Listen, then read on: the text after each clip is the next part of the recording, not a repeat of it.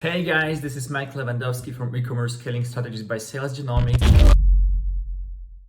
And today we're going to talk about the trends in 2021 that you can use for your advantage to crush your competitors, to win the market, and to make the most money you have ever made. The topics we're going to cover today, there are multiple actually, but let me list them. There's 7 of them, and just a disclaimer, this video is going to take more time than usually because there's a lot of stuff to cover and a lot of stuff coming in the coming year. So the first thing we're going to cover is the market size and the user mix changes.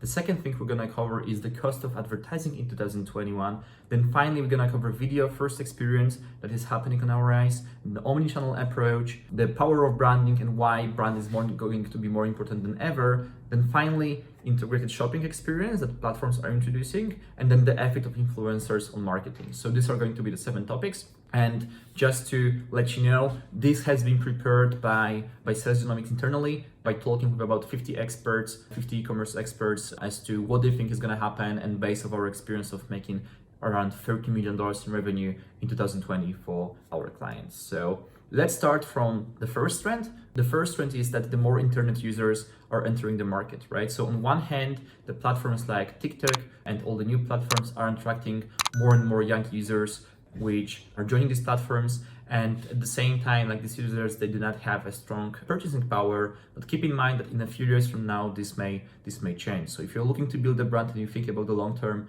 you can think about what you could be selling to future 18 or 20-year-olds once they actually be grown up enough to have their own money.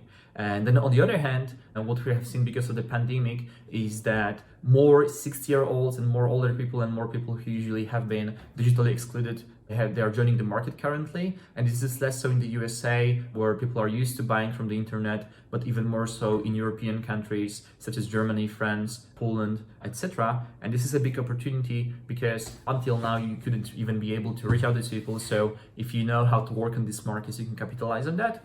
Especially so because up until now, the logistics for these countries has been pretty difficult. What I mean by this is that people used to, for example, in Central and Eastern Europe, people used to pay by collection, while currently they are more and more used to using credit cards. So if you know how to play around this, you can win the new markets before your competition is going to do so. Then trend number 2 is that the advertising cost will continue to rise. This is something everyone hates, but something that is a reality. As more and more businesses have been turning online, the cost of advertising had to go up. And while big advertisers such as big corporation, they've stopped advertising past March, they're putting their budgets back in because the economy seems to be stabilizing, and it seems like it's going to be the end of pandemic. So this continuously drives the CPMs up and up, especially in Facebook. So on one hand, what's gonna become even more important is the retention. You will have to pay more for the customer on the front end, so you'll have to think about how you can retain the customer, which means you have to build the brand because you're not selling the product, you're selling the brand so that you can introduce multiple products down the road and make money and keep making money from the same person. But then secondly, it also forces the innovation, right? So advertisers, because of rising costs of Facebook, which used to be one of the most popular platforms, are seeking the new venues to advertise, such as TikTok, Pinterest, and even YouTube, which has its own advantages. On one hand, this adds to the complexity of the marketing, but on the other hand, like, hey, did things ever go the opposite road? Have things ever become less complex? I don't think so, right? So just get used to that. Then trend number 3 is the video first experience. This is something we've been talking about the whole 2020. A lot of platforms are really turning towards video first experience, and creative is also becoming more important, right? So we've heard the news from Facebook for a long time that they're gonna keep optimizing algorithms so that less and less optimization power lies in the hands of the advertiser, and that we should focus more on the creative aspect of it.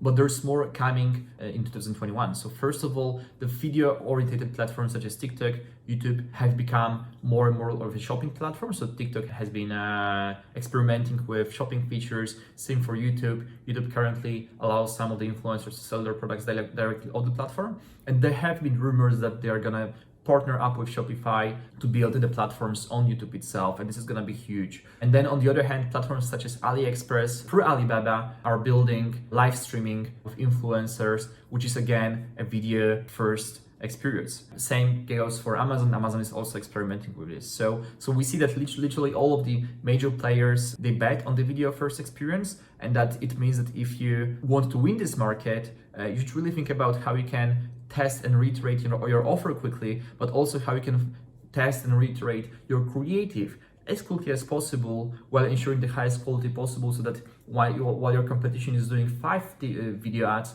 then you test 20 and you see the ones that are actually winning. So that's the very interesting trend. Ideally, what you want to do is you want to have both user-generated content, some kind of like in-house team to do that for you, and you want to work with a production house to really do high-end TV ads so that you can crush the competition on YouTube. Because what we've noticed ourselves is that high-quality videos work very well with YouTube, and this is the easy way to win the market. Then trend number 4 is the omnichannel approach. So again, this is the answer to rising CPMs. Most brands hesitate to do this because it is very difficult. They either do not have the proper tracking to implement this, or even if they do, which is super rare by the way, because even huge companies have trouble with proper tracking. So like kudos to anyone that first solves this problem ideally. But the second thing is that even if they have some channels like Facebook, YouTube, usually these channels are separated and they do not really work in harmony, and they do not really bring the result that they are supposed to bring. But the thing is that you need to target your customers where they at, right? And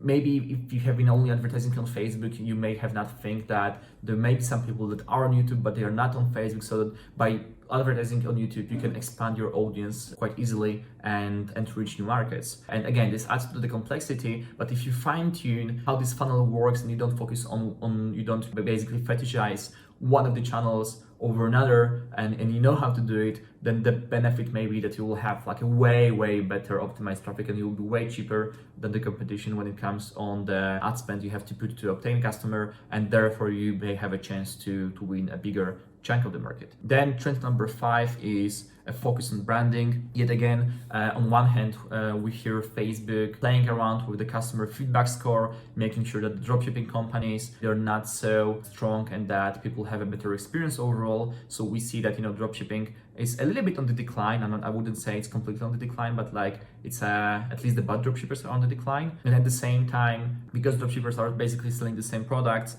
like you need to differentiate, and you can differentiate with superior product, but at the end of the day, product is going to be copied. Like that's just the nature of the market. So what you want to do is you really want to focus on the branding aspects of things, right? Like how you can beat your competition. Well, not only by superior product, but also by superior quality, by superior customer experience, by superior policies, and all of the shopping experience really, which is really starting at the first time someone is seeing the ad, right? So like how you're building this narrative to really have people feel that that the whole experience that they have with buying from you is the most awesome experience they might be having. So that's why the brands will be more important than ever, but this is a continuous trend that has been going on for a few years from now on.